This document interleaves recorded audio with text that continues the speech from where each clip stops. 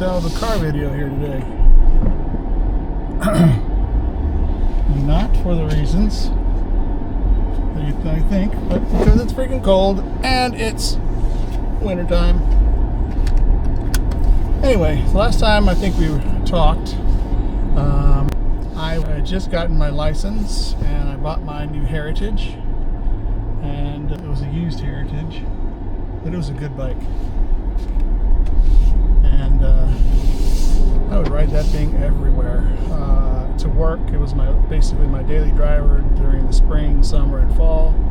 The only time I didn't ride it was when I had to take my wife or the grandkids or somebody somewhere, and so on and so forth. And it was fun. I had a blast on that. My father-in-law and my mother-in-law, rest their souls, they would come over and visit us, as I said, and they would hook up their camper, and a lot of times they would bring my father-in-law's motorcycle. And if it was a nice day, the first thing out of his mouth as he came in for breakfast and stuff like that, "It's a beautiful day to ride." And everybody knew, Poppy wants to ride. And it was kind of funny because he would say that all the time. And it irritated my mother-in-law and my wife because they wanted to just sit around and visit. But it didn't irritate me because I didn't care. I wanted to ride too. But anyway, the story goes on. Since then, my mother-in-law and father-in-law passed away, and my wife inherited my father-in-law's trike. It was a converted Ultra Glide, I believe it was, into a trike, and it's a real pretty bike to begin with. And then once my wife got it, she gave it to a friend of ours to have it repainted purple, and it's pretty hot looking. I tell you what, fits her just right because she's one of those who wants a unique color and stuff like that. Well, this inspired her and my stepdaughter, to get their licenses, and so they went to class. I dropped them off, and they got their license at the end of it. And my wife had gotten her bike and everything else like that, and it was all good to go. And then my stepdaughter, wanted to get her own motorcycle, and so they ordered a Honda Rebel, which is perfect for her. It was a little bike, easy to maneuver, easy to handle, but because she didn't feel that comfortable riding on the main roads, she asked me to go pick it up for her. Well, I was happy to do so. A bike is a bike for me. I'll ride anything. Anyway, so we get there, pick up the bike, and that's when my life changed. I picked up the bike, I started going one way, and my stepdaughter went a different way to go home. And so I went the back roads way, and she went like the main highway way.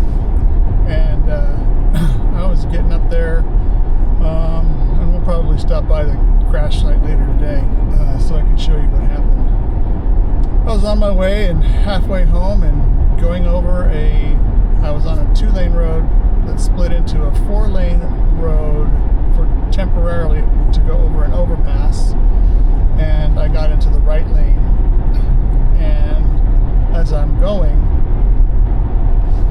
getting into the far right lane, it went into, as I went to get closer to the overpass, there are 2 ways where people can come off the road. One is off the highway, and then they can turn right or left and go at a light. And then there's another side road that came off road, people could just jump over and go onto the next portion of the side road. Well, that's where my accident happened. Is some young girl decided that she didn't want to wait for the cars that were at the turn already in front of her across the street. She just wanted to go because she was being impatient. And so she jumped over, went past where she should have stopped in the middle of the road, and just kept on going.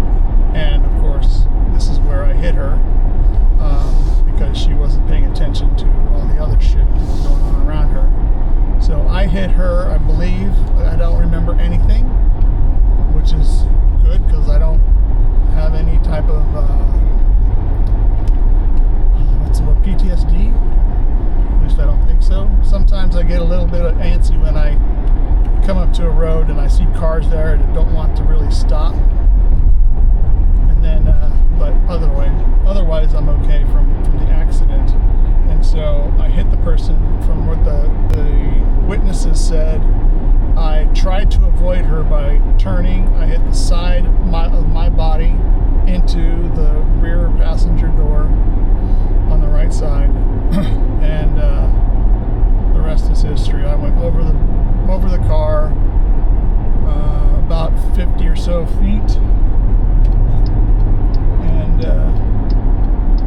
that time they called the police, they called the paramedics, and I guess when the paramedics saw me, they called the life flight guys that took me to University of Maryland shock trauma. And that was, I cannot thank them enough for the University of Maryland shock trauma. They did God's work that day. And when I say they did God's work, they did God's work. I think I could have almost died like 2 times on the operating table. When the doctor finally came out and told my wife what was going on, the first things out of her mouth were, "He's alive." And still get choked up about that a little bit.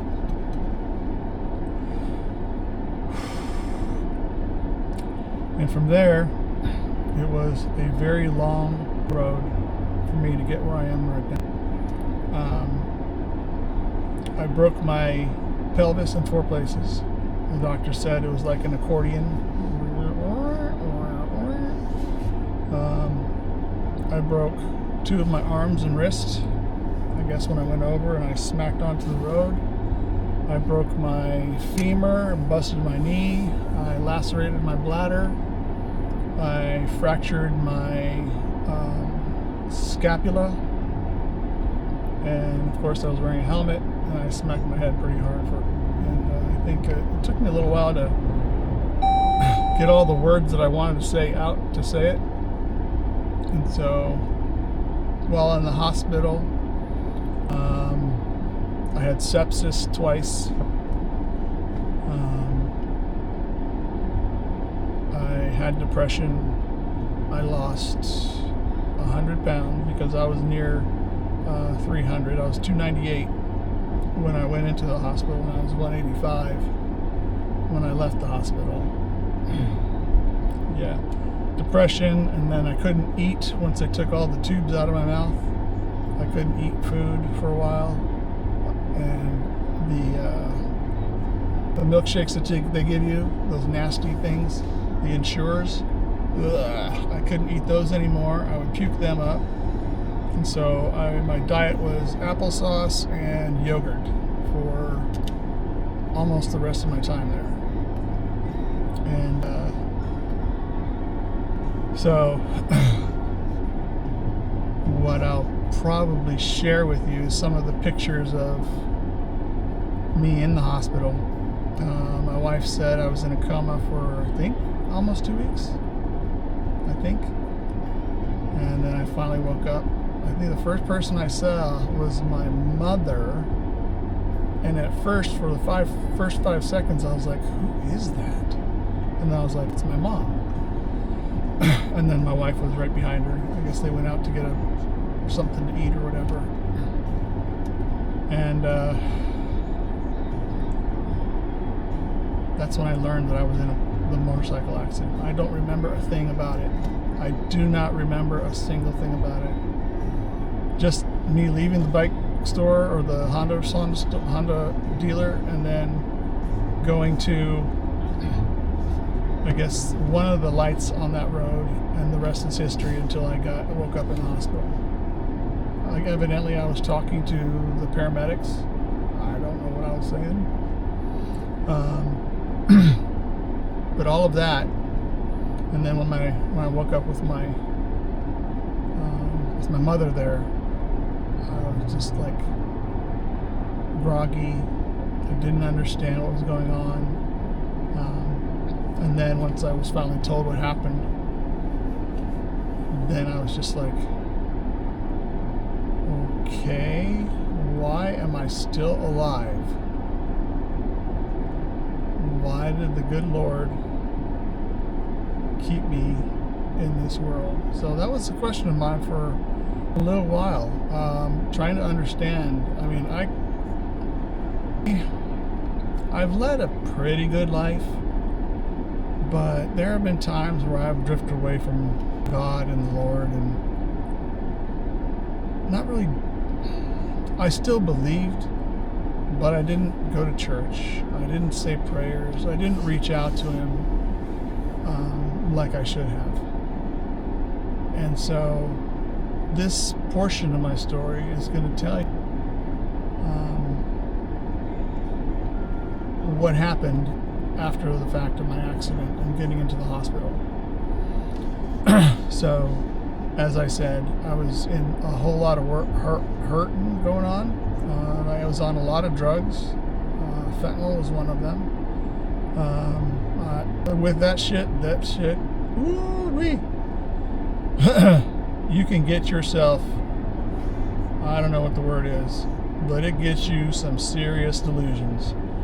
While I was in the bed, it felt like I was going in circles, like outside the room and inside the room, outside the room and inside, like I was going out of the room and then coming back in, out of the room and coming back in. And I was just like, oh, this must be a new healing method. Did I know? I wasn't going anywhere. I was just right there, chilling out. There was a point where I had hallucinations of soldiers in a line, and the nurses would come in, and it looked like they were in their medieval costumes or something or other. I'm hallucinating here. And it was weird. I was just like, oh my goodness. That was while I was in the shock trauma hospital. That's some of the stuff. When I finally came out of it, I told my wife about it. And then I asked my mom, I'm like, why am I still here? Why did God save me? And the first thing out of her mouth was, why not? I mean, okay, why not? I understand that, but I wasn't leading a life, I wasn't being bad, but there are things that in my life that I could have done a whole lot better. That's for sure. And so I had a couple of visitors stop by, work visitors, friends, family. My kids stopped by, which was fantastic. That was just did my heart some good.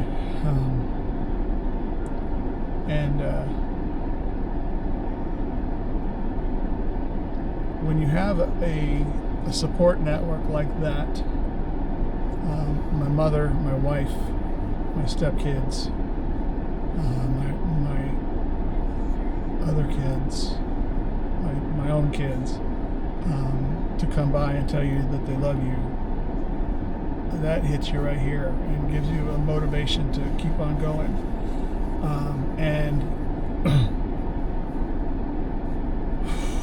Well, that alone kept me going. And then throughout the time in my stay at the hospital there, I was met with some psychologists and some clergy. Of course, they have those people to stop by and to see how you're doing. And I asked for some prayers and from the clergy people, the people that came by from the clergy staff, stuff like that. And I still had this lingering thought in my head. Why was I saved? Why was me, this humble, I wouldn't say humble, sometimes I get a little arrogant, but that's beside the point. But from me, I would have thought that I would have been one of those ones that were like, okay, Chris, your time is your time. But evidently he had some work for me. The good Lord had some work for me to still do. And I'll continue on with the story as we go visit the accident site to kind of give you a better idea of what happened. All right, I'll talk to you later. Bye.